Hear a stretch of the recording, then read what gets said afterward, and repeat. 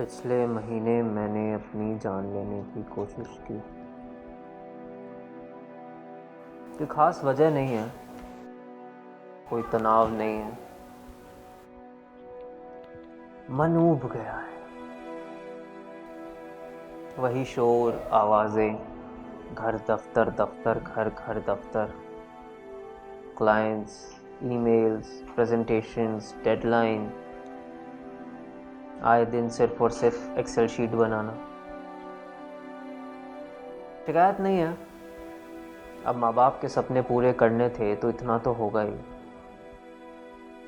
पर क्या फ़ायदा हुआ। सारी उम्र जिस चीज़ के लिए मेहनत की, बेटे की उस कामयाबी को देखने के लिए ज़्यादा दिन रहे ही नहीं, चले गए। पर पीछे एक अजीब एहसास छोड़ गए। अजीब, हर रोज़ दिन निकलता है, मैं वही पुराना हूँ, दुनिया वही पुरानी है, वैसे ही चली जा रही है। मैं सोचा भाई, ये जो जिंदगी की गाड़ी चल रही है, इसकी मैं चेन खींचता हूँ और मैं उतर जाता हूँ। तो फाइनली संडे को मैंने बाथटब में पानी भरा, विस्की के 2 पैग लगाए और चाकू लेकर अंदर गया। बाथटब में बैठा और जैसे ही चाकू को कलाई पर रखा, मेरा फ़ोन बज उठा। मैंने इंतज़ार किया घंटी बंद होने का, और दोबारा जैसे ही चाकू को कलाई पर रखा, इस बार लैंडलाइन बज उठा। मेरा दिमाग खराब हुआ कि यार कोई सुकून से मर भी नहीं सकता संडे के दिन।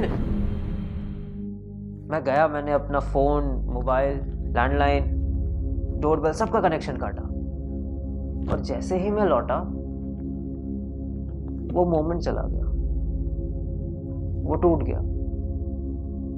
इसके बाद मेरा मरने का दिल नहीं किया। पर यार रातों की नींद उड़ गई उसके बाद।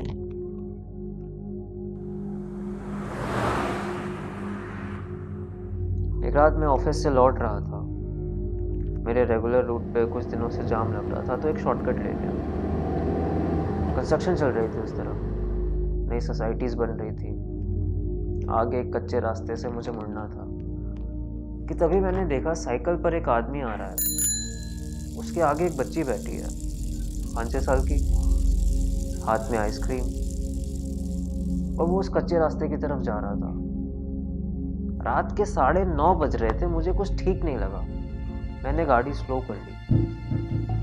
करीब 100 मीटर दूर वो उतरा और आगे बढ़ा, जहाँ कुछ नहीं था, ना कोई स्ट्रीट लाइट, ना कोई आता जाता था। वहाँ जंगल, झाड़ और हलवा। कुछ दूर गाड़ी रोककर मैं उतरा और देखने गया, तो देखा कि बच्ची को गोद में उठाए वो हंस हंस कर खेल रहा है। मैं गया सामने और मैंने बोला, ए कौन है, क्या कर रहा है यहाँ पर, बच्ची कौन है? वो घबरा कर खड़ा हुआ, और इससे पहले कि वो कुछ बोलता, मैंने उसका कॉलर पकड़ लिया और मैं उसे चाटे मारने लगा। न जाने क्यों मैं अपना सारा फ्रस्ट्रेशन उस पर उतार देना चाहता था। हाथापाई होने लगी, बच्ची रोने लगी, लेकिन मैं उसे मारता रहा। तो उसने मेरा गला पकड़ लिया और मैंने दोनों टांगों के बीच घुटना मारकर उसे नीचे गिरा दिया। अचानक हुई शांति से एहसास हुआ बच्ची गायब। मैंने सड़क की ओर देखा तो बच्ची भागती जा रही थी। वो आदमी यहाँ गिरा पड़ा था। मैं घबरा गया, क्या करूं? मैं बच्ची को देखता रहा। भागते भागते वो सोसाइटीज की तरफ मुड़ गई। लगा जैसे घर पहुंच गई। यहाँ वो आदमी उठकर भागने लगा, लेकिन मैं उसे भागने देना नहीं चाहता। मैंने एक पत्थर उठाया और उसे फेंककर वो वहीं गिर गया।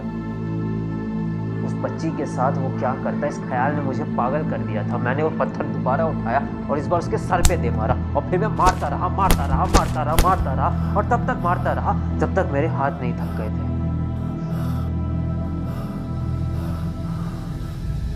कुछ पलों बाद एहसास हुआ कि मुझसे ये क्या हो गया है।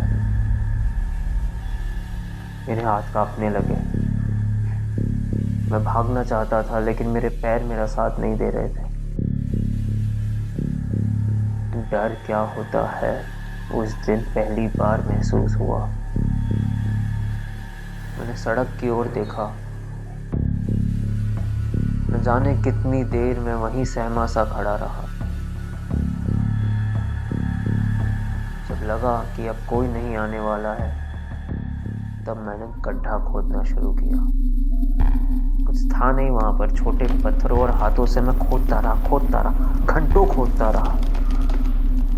लाश गाड़ी अपना सामान चेक किया, कुछ छूट तो नहीं गया, गिर तो नहीं गया। फिर मिट्टी और पसीने में लथपथ मैं गाड़ी में बैठा और घर चला गया। उस रात मैं सुकून की नींद सोया और आज फिर मैं सुकून की नींद सोऊंगा। तू जो मिल गया है।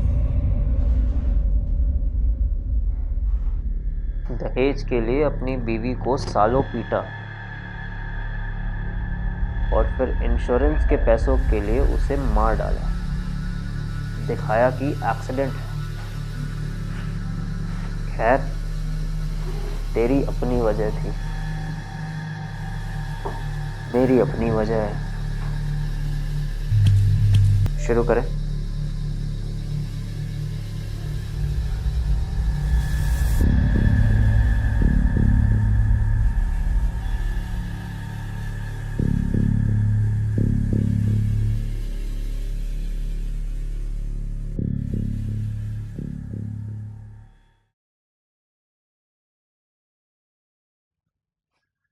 वो मुझे छोड़ गए यार।